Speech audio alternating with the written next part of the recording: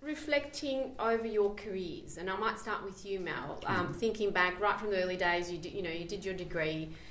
What are all the different types of roles you've taken on board over your career, and maybe a little bit about what might have triggered that, or what was driving you right through your career? Well, I started from university in the aircraft industry at Vickers Armstrong, who at that time were doing the Valiant bombers. These were the 4 big bombers that the UK was putting together. I started as a graduate apprentice and ground off many rivet heads in various aeroplanes.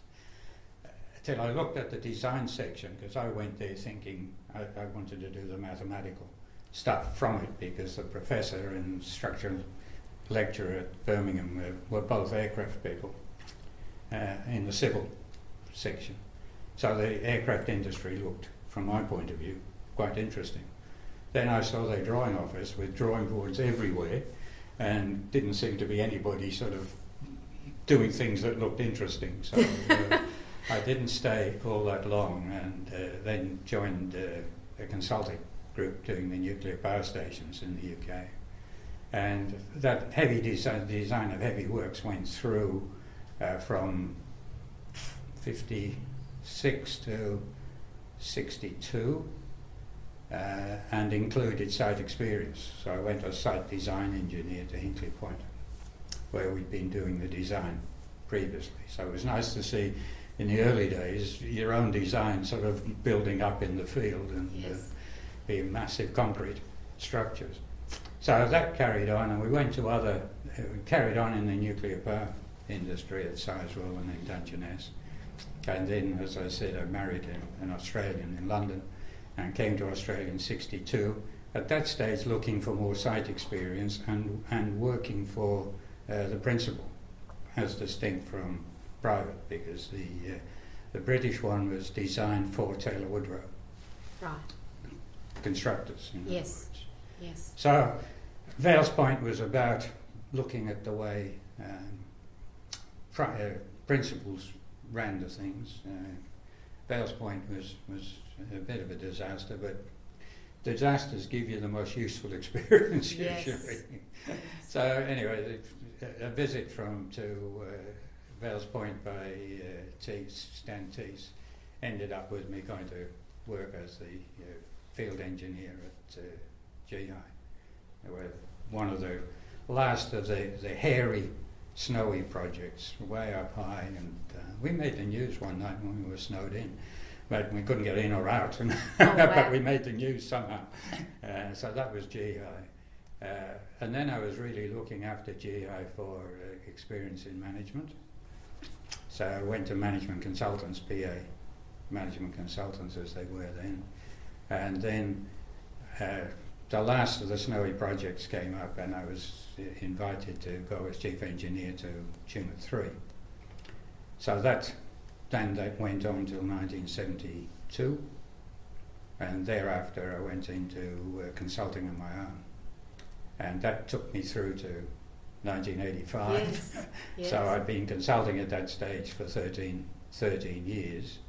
In the other problem that comes up of consulting on your own, which you're aware of, and have that little theory that 1 + 1 is greater than 2, and that sort of started Evans and Peck with Graeme. Yeah. So what particularly did you find interesting about consulting? Like what in all the different roles that you've had, obviously there's some different drivers. At what point did you think, gosh, I enjoy this more and this is what I want to do more of, or was it just a bit of chance? Well, I thought at the stage I started consulting on my own was that I'd done enough in construction. I didn't want to do any more in particular in direct construction, and I wanted to have a go at doing something myself. Yes. So that was the driver. Driving point then. Yeah. Okay, thank you. Okay, Ian, there's a little bit about different roles that you've had, I guess, in your career. Okay. Well, I met Graeme when I was a third year student, looking for a vacation job, and got one. So I spent a very interesting 3 months on the Telegraph Point Bridge up Port Macquarie. But I didn't go back into construction straight away when I graduated. I actually headed off more or less in pursuing an academic career. Right. Was just sort of the natural thing for me to do. But when I was at the University of California as a visiting researcher, and decided that if I was going to compete with the guys there in the field I was working in, which was environmental impact assessment, I was going to probably need to go and live in the US. I was probably okay with that, my wife wasn't. So I actually resolved to discontinue my academic pursuit. I actually kept it going for another year on the staff at the university, but didn't renew the contract at the end of January 1979. I wasn't intending to look for a job for a while, but I'd done a little bit of consulting work for Pearson Bridge the year before, and about a week after I was a free man, I got a telephone call, and it was one of the fellows in Pearson Bridge asking me if I'd like to go and work for Pearson Bridge because he'd heard that I was perhaps available. So I did. And initially I was a planning engineer based in head office, worked on construction operation design and planning and scheduling and design of temporary works. Did quite a bit on the Eraring power station outfall, the bridges over the top of Darling Harbour, and a bunch of other projects all around the country. Did that for about a year, and then I went to Lilyvale Dam as project engineer, and I was there for 2 years. Very challenging and interesting job. I would say, way out of my depth most of the time, but was very educational. And Well, you knew when to put your hand up, right? So you'd learn from Graeme. there was a lot of At what point to put your hand up and say there was a good team, and I developed a lot of skills in terms of managing the site, and particularly managing the shared resources on the site, and the ways to improve the productivity that we were experiencing in the rock operation, in the dam operation, and so it was quite good in that respect.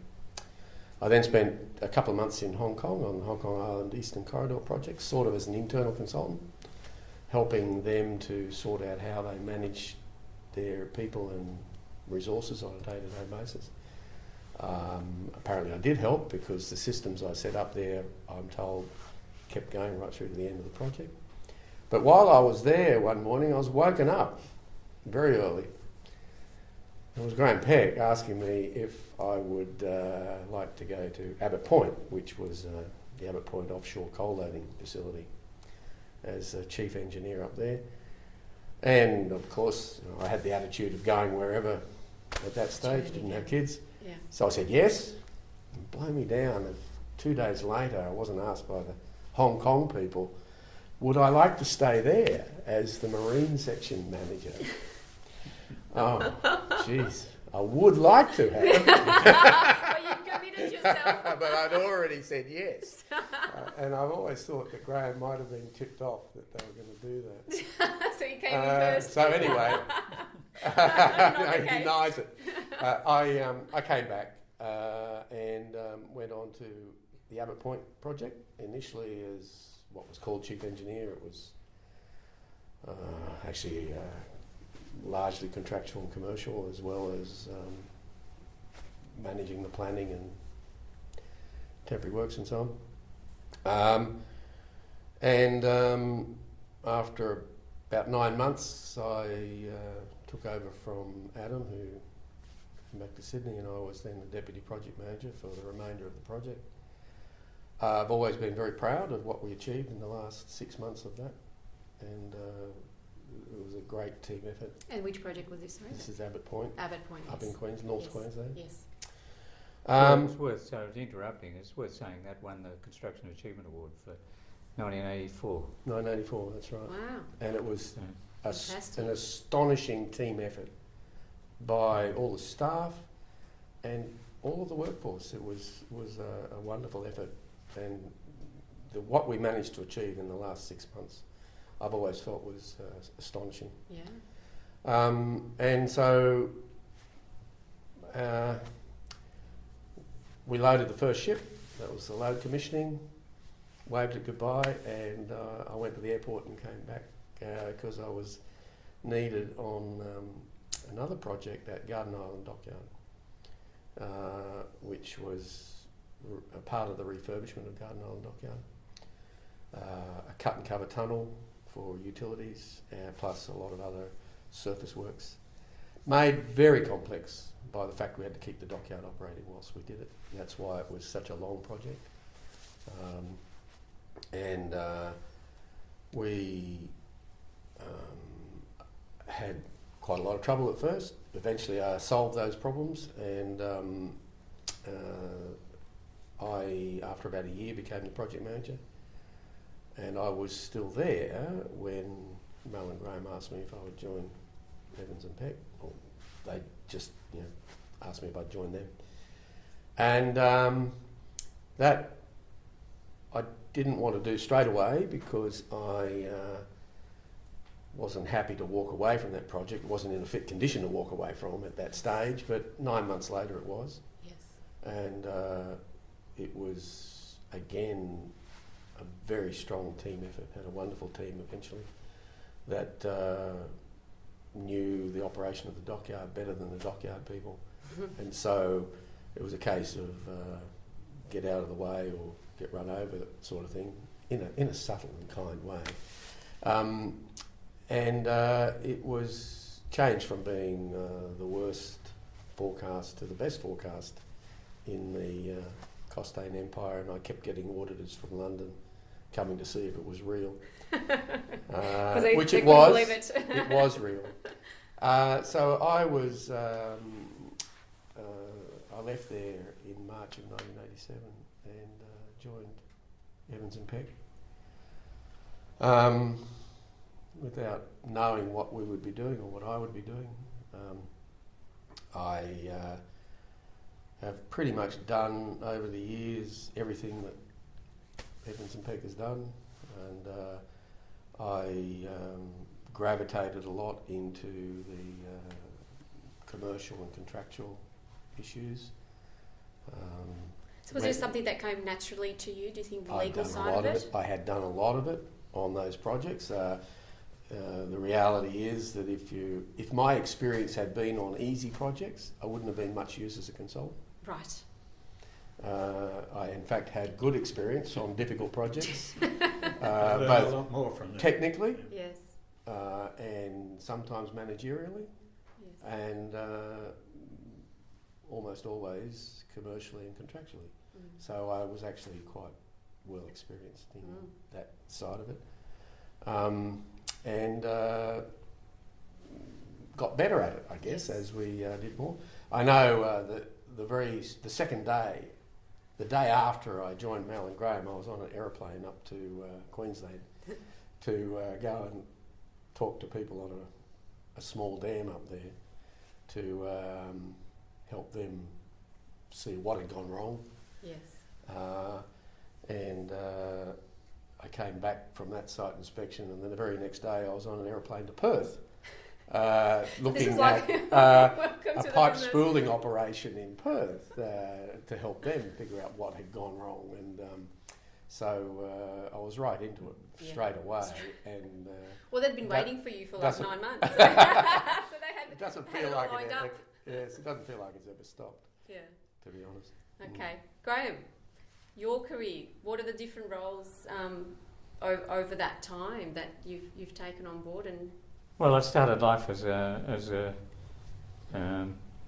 cadet engineer with the Hydroelectric Commission in Hobart, doing a diploma at the Tech. The people I was working for, the senior staff, said, "Graeme, you should go and get a degree," which I, after 1 year, I moved to went to university and graduated and finished up at McGill University for a couple of years in Canada, and came back to Hobart and worked with the government, who I had a scholarship with, so it required a certain number of years to work it out. I was very fortunate in that I was seconded to the staff of the Tasman Bridge almost as soon as I came back from Montreal, and had a very interesting 18 months there. Then got involved in, my postgraduate work in McGill was geotechnical, so I got involved in a whole bunch of issues in Tasmania, but one because of Tasman Bridge pre-stressing, two because of my qualifications, geotechnical work. In late '66 I decided that I'd had enough of the government process. I got in trouble shortly after I joined the Public Works because Chief Engineer called me up and he said, "Graeme, there's a book out the front that you're supposed to sign when you come in and sign when you leave. The only day you've ever signed it is the first day you were here." And I'm in trouble with the public service because they don't know when you're working. And I said, "Well, the bloody book's never there when I get here, and it's always gone before I leave." So it's not your fault. And he said, "I know that, and you know that. What can we do about it?" I said, "Well, I'm not going to change." And he said, "Well, I'll talk to the Public Service Commissioner."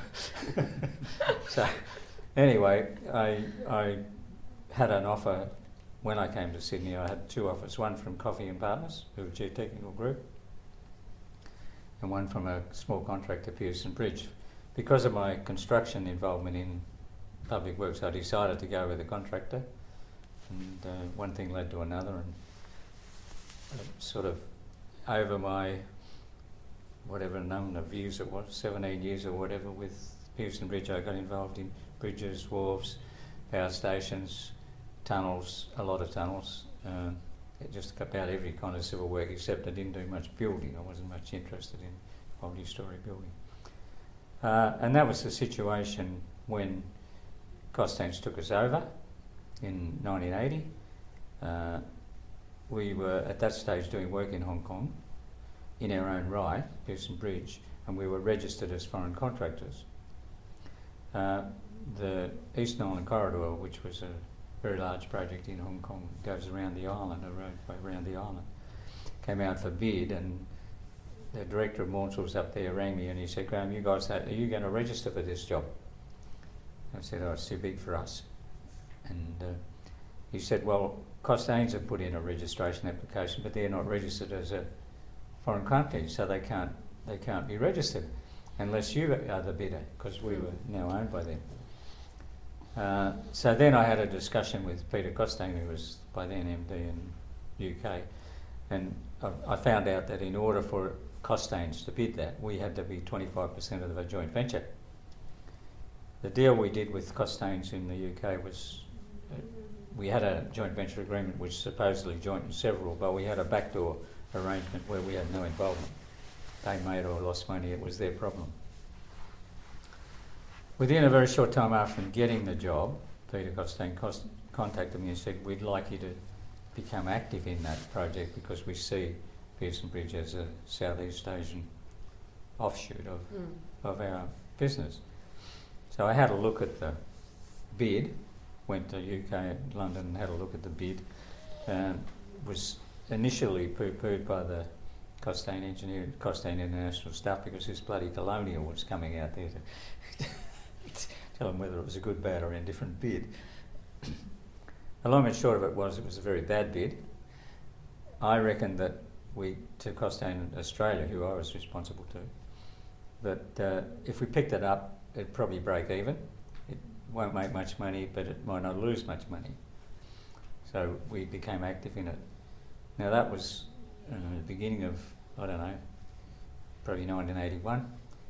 At the end of the day, the tail wagged the dog. We virtually ran that job from that point on. We had two staff up there, and Peter Byford was one, and I forget who the other guy was. Anyway, it doesn't matter now. We had a couple of Pearson Bridge guys, one of whom Byford finished up with Evans and Peck. But as a result of a major disagreement I had with the Costain International Managing Director, towards the end of that job, I gave him notice and decided to go on my own. Yeah. So that's when I went to Evans and Peck. As GM Peck and Associates, then ultimately with Mal. So what was your role at Pearson Bridge at the time when you left? You were the... At what? I was the engineering director from 1971 to 1984. Right, so you were the engineering director. So you went from an engineering director to starting in consulting. Yes. That was your transition. Yeah. Was there anything in particular that was driving you through all of those changes, or was it just a matter of what the opportunities that would come along and saying, I want to do something different? I always enjoyed what I was doing. Yes. I left not because I wasn't enjoying what I was doing, because I was not enjoying the managerial yes, the people that you were chain working for. that I had to report to up the line. Not so much working for. It's just, as I've said earlier, it was one thing to be a big fish in a little pond. Yes. I did not like being a little fish in a big pond. Yes, that's right. That's right. So you took that into your own hands and made the decision, obviously, to drive your own business. So along the way, and when I started out, I had a couple of years as a visiting professor at the University of New South Wales. That was after I started as Graeme Peck and Associates, and subsequently during the Emerson Peck period. For a couple of years, for 4 or 5 years, I was an executive of an engineering body at University of New South Wales. And but along the way, it just got too much. The Emerson Peck work developed to the stage. I could no longer continue with the academic roles. Yeah. So there we go. Yeah.